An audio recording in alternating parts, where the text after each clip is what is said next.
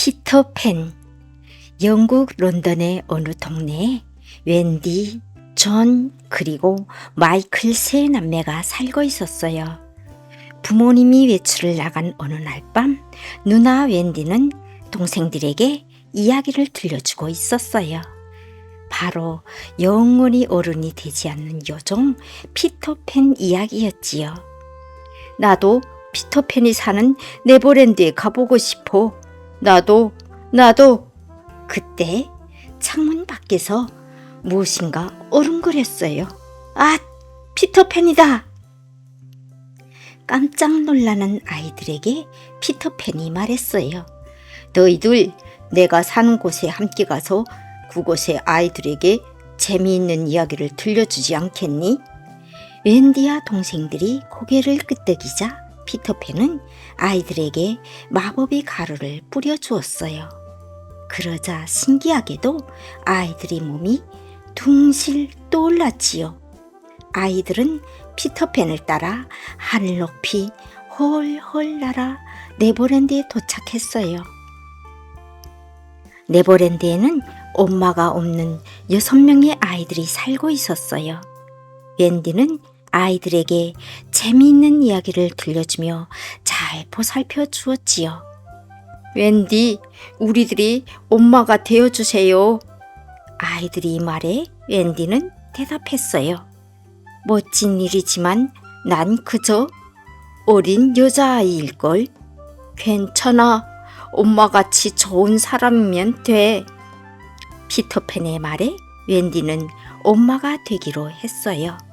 웬디 엄마와 아이들은 즐거운 시간을 보냈지요. 한편 네버랜드에는 해적들도 살고 있었어요. 해적의 두목인 후크 선장은 오른팔이 무시무시한 쇠 갈고리였지요. 피터팬이 후크 선장의 오른팔을 잘라 악어에게 던져버렸기 때문이었어요.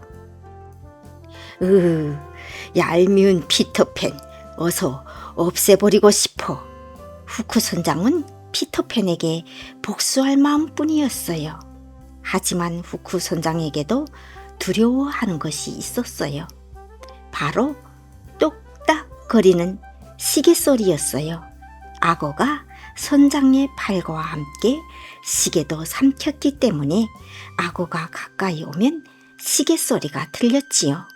그래서 똑딱 똑딱 소리가 가까이 들리면 후크 선장은 부랴부랴 도망치기 바빴어요.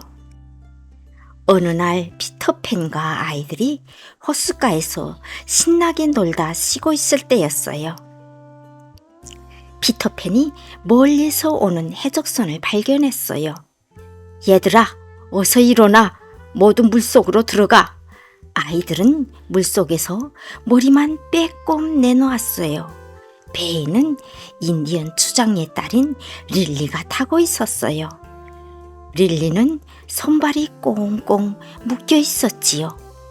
해적들은 릴리를 저주받은 바위 위에 올려놓고 서서히 물에 잠기게 해서 죽일 생각이었어요.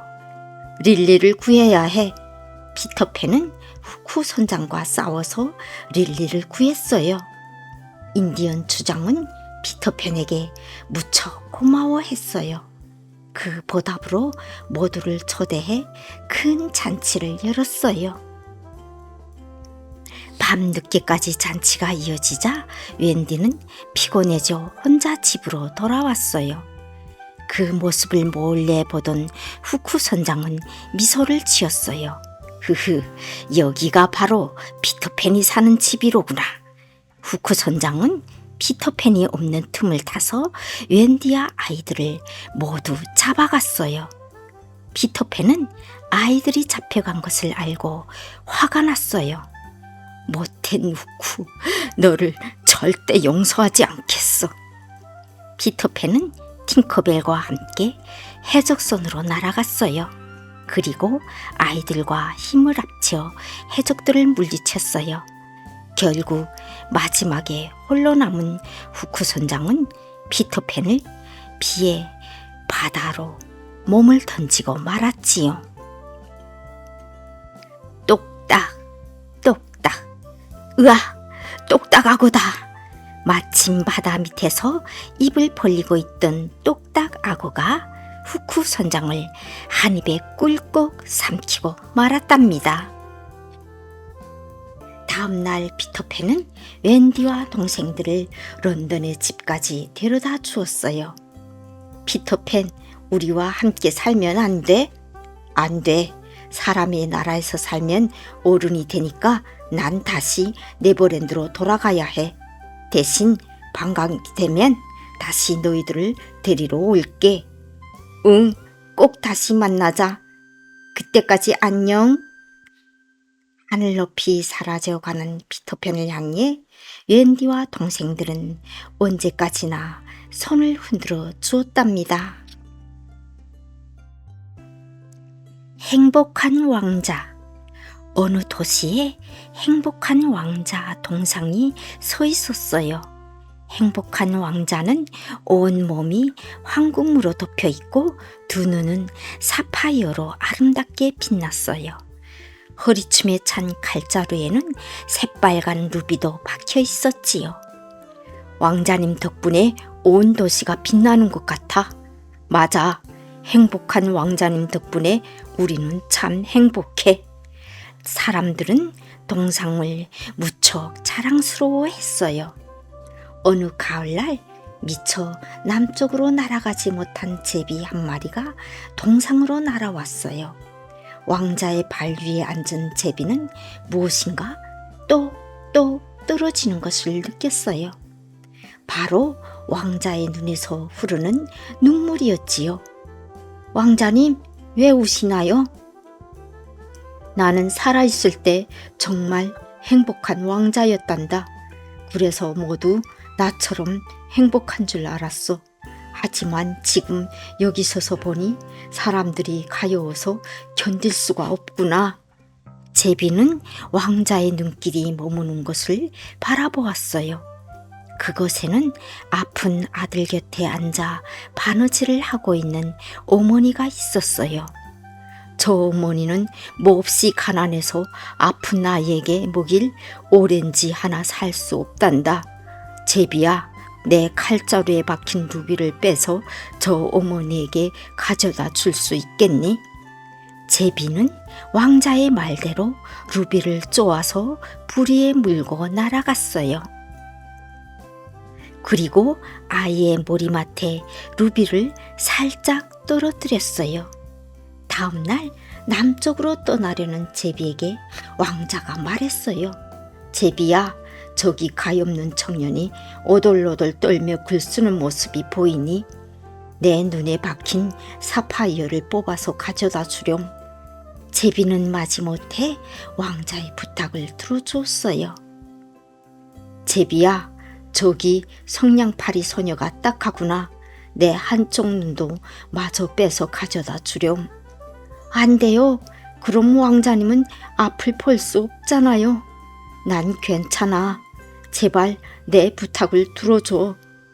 제비는 왕자의 부탁을 뿌리치지 못해 나머지 사파이어를 물고 성냥팔이 소년에게 날아갔어요.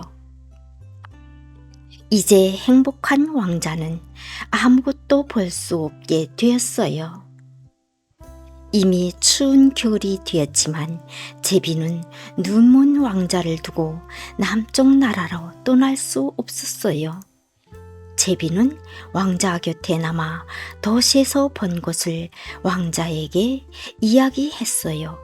그 속에는 추위와 굶주림에 떨고 있는 사람들의 이야기도 있었지요. 제비야, 마지막 부탁이란다.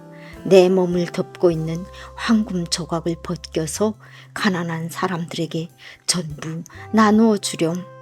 제비는 왕자의 몸에서 황금 조각을 떼내어 사람들에게 나누어 주었어요.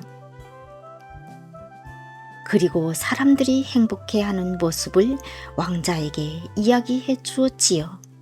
그러는 사이 겨울은 더욱더 깊어가고 행복한 왕자는 보기 흉하게 변해버렸어요. 흰 눈이 소복히 쌓인 어느 날 제비는 결국 추위를 견디지 못하고 숨을 거두고 말았어요. 다음날 시장이 얼굴을 찌푸리며 말했어요. 행복한 왕자 동상이 언제 저렇게 보기 싫게 변했소? 저것 때문에 온 도시가 우울해 보이는군요. 당장 없애야겠어요. 사람들이 동상을 끌어내려 녹이기 시작했어요. 하지만 아무리 뜨거운 불로 녹여도 왕자의 심장만은 녹지 않았지요. 그때 하느님이 천사에게 세상에서 가장 고귀한 것 2가지를 가져오라고 했어요. 천사는 죽은 제비와 왕자의 심장을 가져왔어요. 깊이 감동을 받은 하느님이 말했어요. 참으로 고귀하구나. 하늘나라 아름다운 정원에 행복한 왕자의 동상을 세우고 그 곁에서 착한 제비가 언제까지나 노래할 수 있게 해주거라. 그 뒤로 왕자와 제비는 하늘나라에서 영원히 행복하게 살았답니다.